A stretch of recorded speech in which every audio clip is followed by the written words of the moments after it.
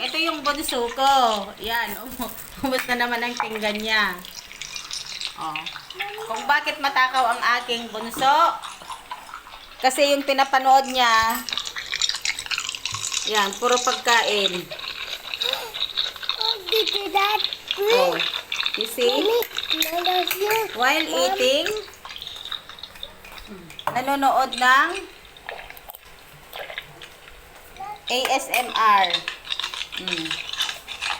You done eating now, bunso? Yo.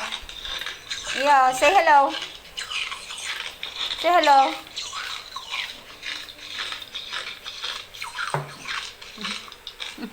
Yo. May bungkol ko. You're watching ASMR? No more. You want more? More? I open one.